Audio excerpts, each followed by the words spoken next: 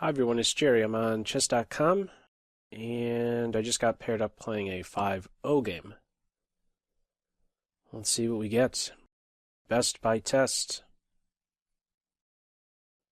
Okay. Alekhine's defense. My opponent, okay. For a second I thought they had a connection issue. I'm not going to be playing the 4 pawns attack. Let's just develop a knight. May even hold off on playing c4. Now with this, black's going to try to put some pressure on my dark squares, so I want him around to control these two. May want to play bishop c4. Yeah, let's give this a go. Bishop c4, and only after knight b6 maybe I return here. Okay. Is it worthwhile giving a check? No. Let's not overthink it. Bishop d3 it is. I'm going to try to reinforce this guy. Don't know how successful I am with doing this, though. You know, because on queen to d2, there's going to be a capture, and then knight to d4. Well, let's still give it a go. I may have to play f4 to maintain my pawn on e5. It's very timely. Takes, knight d4. Okay, I wasn't expecting that. Not a bad move, of course. Going after my light square bishop. So I guess black is going to get that. Okay. I could have tried here, forcing this, and then retreated. That way the position is a bit more locked up. Alrighty. Take with the pawn, and now my opponent's going to have an easy target against d3. Did not play this opening well. We're going to try to make it work somehow. I have just a little bit of space because of this e5 pawn, and that's the only thing I could claim.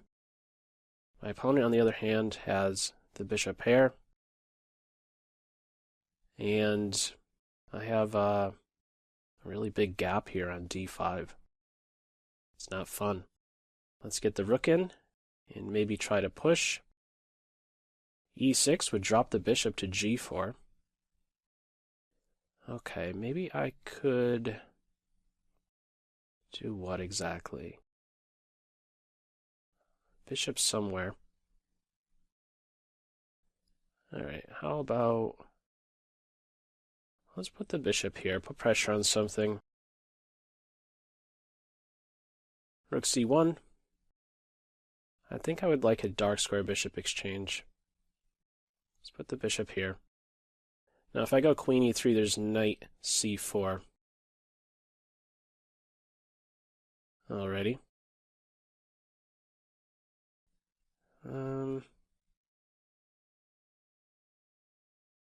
What to do? Bishop d2, just take the knight and play queen e3.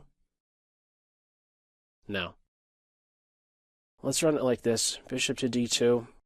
Still try to build up slowly. These light squares are incredibly weak, but not too much I could do about it at this point. Drop that light square bishop. He was the better of my two bishops. Knight b4, bishop back. Okay. Let's put the bishop here. I have control of all 4 center squares with my knights, but it's tough to find a way to improve in this position.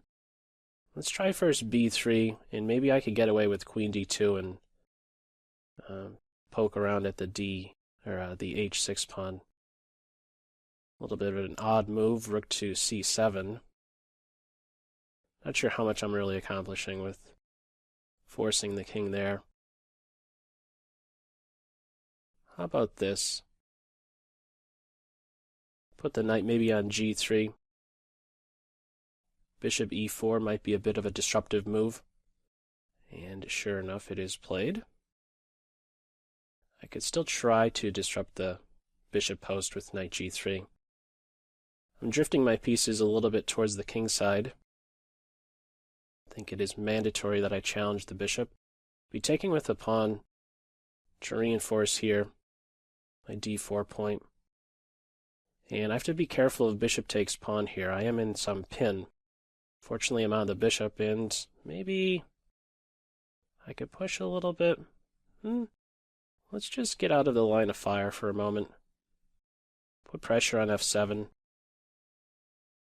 Not too far behind on the clock. On e6, I trap the bishop. Where's he going?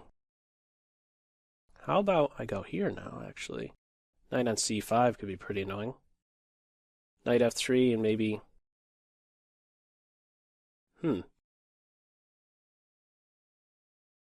Was not expecting that. Knight on c5? I think the queen is too strong there. I can't do too much about that. Actually, on bishop f5, maybe I have an e4 move I could prep. They're giving up the light square bishop. I think I should take that. As nice as I like my knight, I think I need to get rid of that guy. What are they thinking about? Let's get my knight back into play. Queen h5, knight g5. Queen h4, knight g5 is a cheapo. Maybe I should still do this. I'm pointing at some pieces. Queen here would be a big blunder. And how can I improve further? Okay, let's maybe come over towards the queen side. Queen on c4 might be pretty good. Will they play g5 and bring my knight into question? We'll see. I'm in at 19. This is a strong piece. I need to challenge her, I think. Queen takes. I think I might take with the pawn, play c5, and then play against the b pawn. Let's inch my king a little bit closer. Preparing for an endgame here. Queenless. Okay, well, that's starting to scare me. So let's just trade queens. And maybe even trading one rook might not be a bad idea, even though it ruins my structure. But no, I can't say that it really ruins my structure so much, because I get the d-file. I think this is a good move. He'll probably be challenged soon with bishop f8. Exchange once. Yeah, let's get one rook off. Maybe a knight on d3 is optimal. Let's go for that. Rook a5, rook c2. Slowly fighting my way back. Let's put a little bit of a clamp down on these advances. Might be able to rule them out altogether. I think the knight still belongs here. I've continued to undermine this d5 point. What's that move about? Feels like a waste of time. Let's just put the pawn here. I think I have control over all the key pawn breaks. Get the king on a light square. Knight here may soon be winning material. Rook has to now go passive. Let's go here.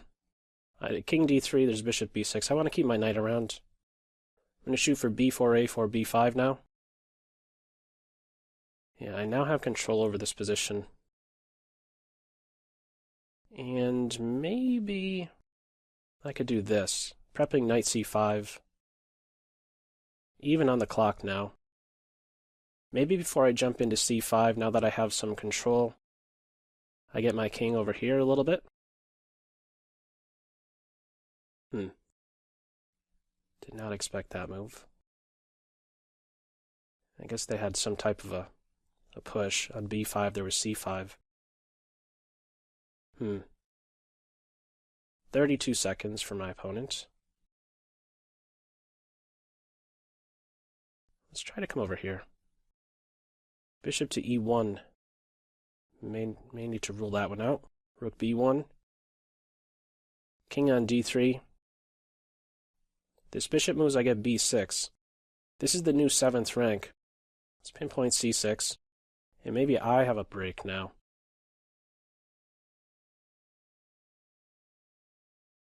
Less than 15 seconds for my opponent. I'd end up in a pin, though, if I go here, takes, knight takes, rook d, rook to d8. Maybe next I'm prepping this. Just get my knight activated and have a pass pawn. Let's play here first. I think this is going to be a time when... Let's shoot for this now. Not that it really matters. They're down on time. I really feel like I lucked out with this one big time because the opening was just played very poorly. Must be said to give up the light square bishop like that.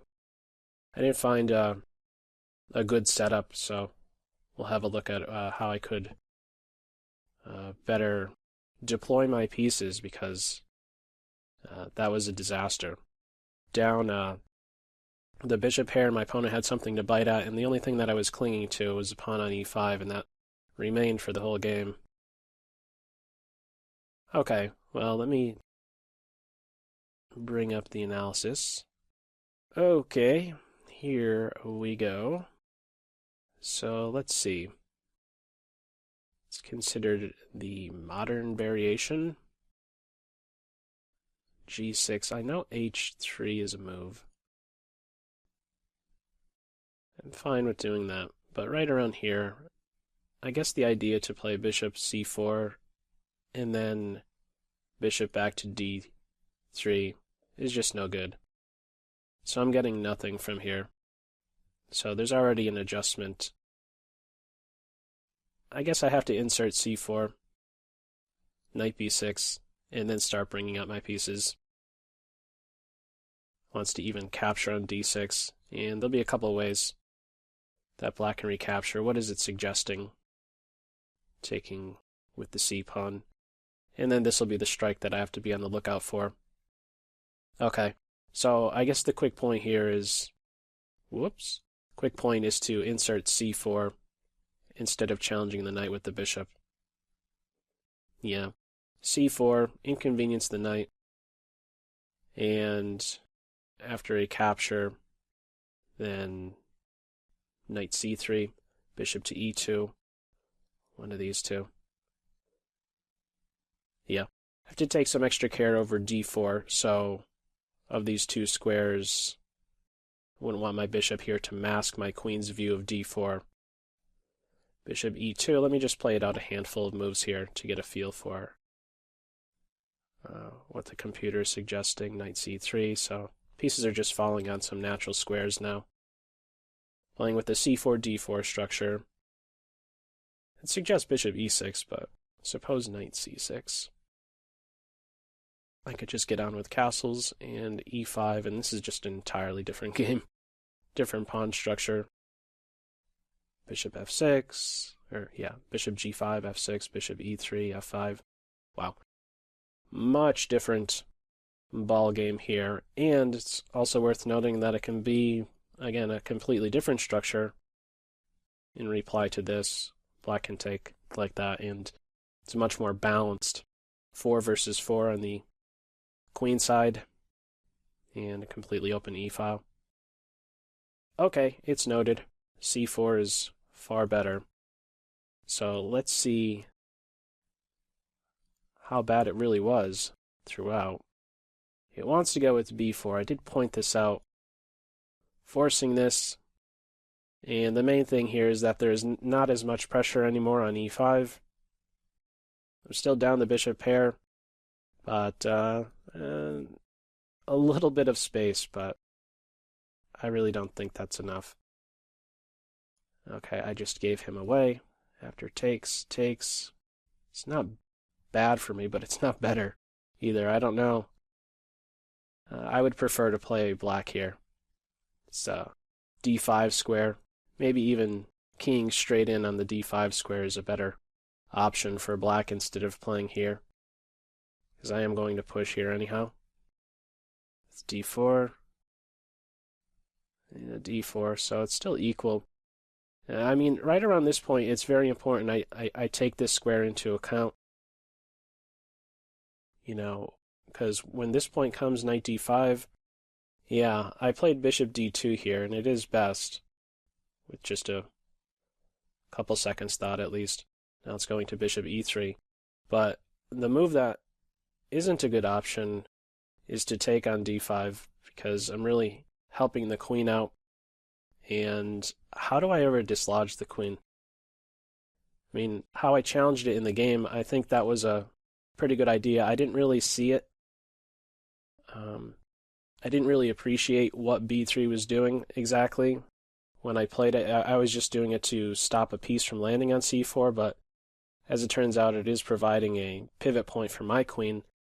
In the event of a capture, I can recapture and get back to controlling d5 with a pawn. Right now, this is a hole.